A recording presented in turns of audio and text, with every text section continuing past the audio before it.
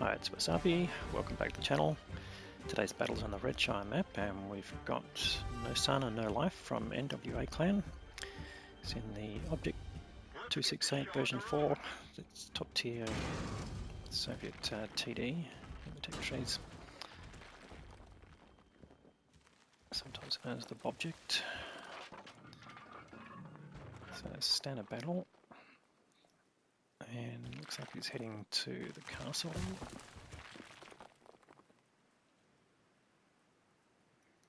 So, as you're probably aware, the heavy tanks tend to battle around the crashed Zeppelin at sort of G0, sorry, at zero space. Mediums tend to come up the one line, as well as poking over the hill, so this is certainly a strategic place to come to. You can get side shots on the tanks on the hill and also block the tanks trying to come up through the castle.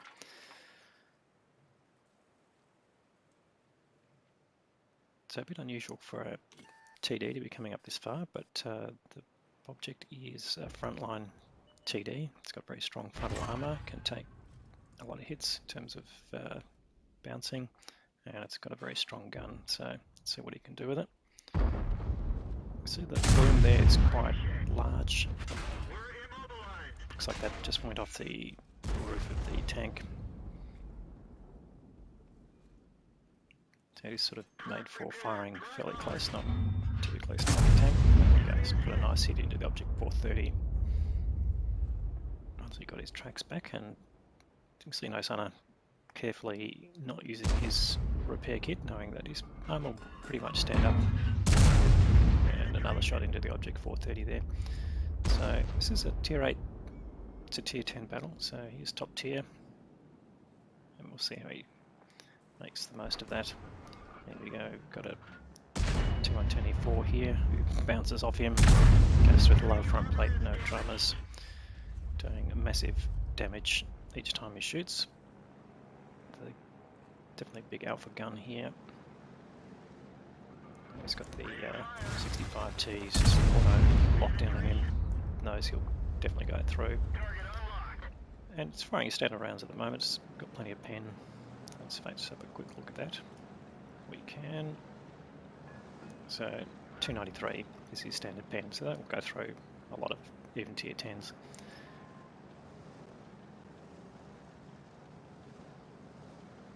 So it's just here going backwards and forwards, really trying to bait the shot from the E4 or get him when he's not prepared. Unfortunately, that shot missed.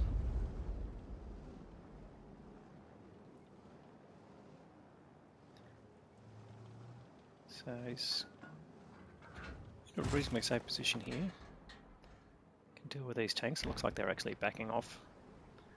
Now, the further he goes forward in this channel, the more he gets exposed to tanks further back. But mainly on the channel, so it's relatively safe to do this if you obviously got, you know, confidence in your armour, because you are protected from the hill. So the Object 430 looks like it's actually moved up onto the hill. I need help.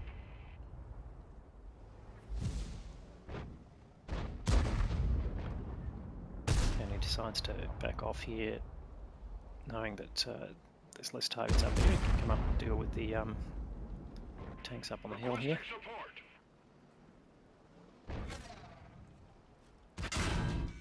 Leopard manages to get a shot into his side as he comes around, but Leopard is back to the corner here. There's not much he can do about it. So he takes a big hit from No Sana and then gets taken out by the CS-52. So that's helped clear out the castle area. Now there's a doorway here you can come to and get shots on the hill. And there's the Object 430, just lines him up. And unfortunately, that didn't get well aimed. It's always a bit of a risk shooting in third person view. So it's a skill worth developing, of course, if you can shoot in third person view, but it does take a fair bit to get used to. Not something I can claim that I can do well at all, but got a few low hit point tanks here that they get take control of the game with removing. In fact, there goes the Centurion 7-1.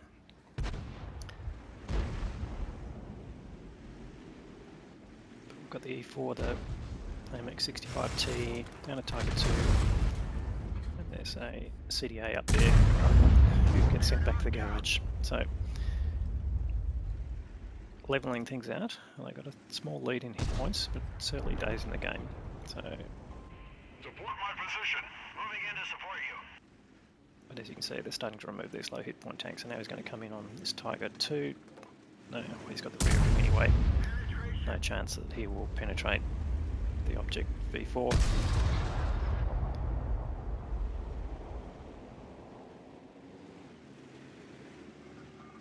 No, Sana coming here will clean this up. No, in fact he takes the hit from the E4 that he's been expecting all this time. E4 left on 8 hit points,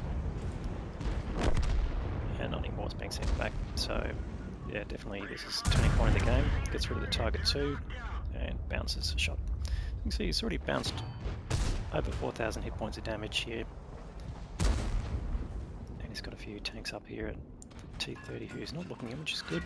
She gets a shot in, which he does.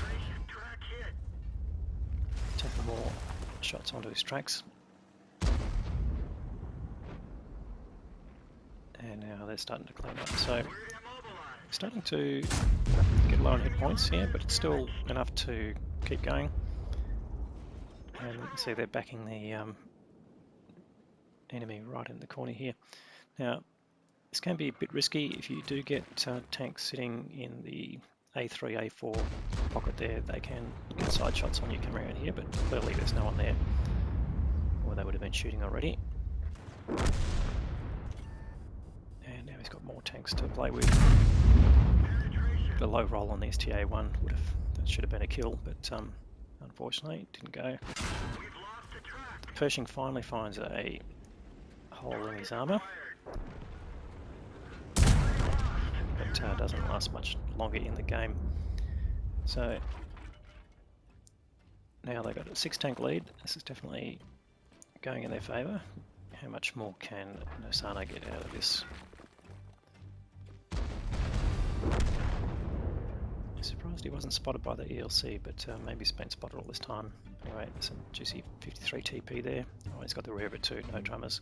And Nosana's run out of his standard round, so he's forced to use his heat rounds here. But he doesn't need it for the pen, but he can use it against the Crunny.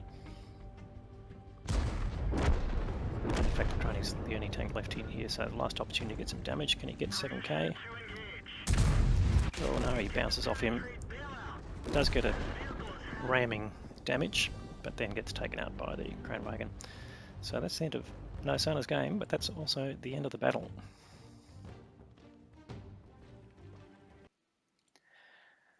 Alright, here we've got the details. So just under 7.4k of damage and 3 kills, blocked 4,800 of damage and 1157 of assisted damage there, so that's about 8.5k of combined damage, which would give him a really good W8 score. Surprised he didn't get the steel wall reward, but I guess some of those hits were on his tracks, maybe that doesn't count. In any case, high caliber reward for the most damage and the Confederate reward, and of course the Ace Tanker Mastery Badge. So how did he compare against the team? Well, didn't finish in first place. Well, there you go, CS52 tier 8. This is what happens in, well, it's what can happen, I guess, in as being low tier. If you do well enough, you'll actually earn more EXP for damaging or killing higher tier tanks.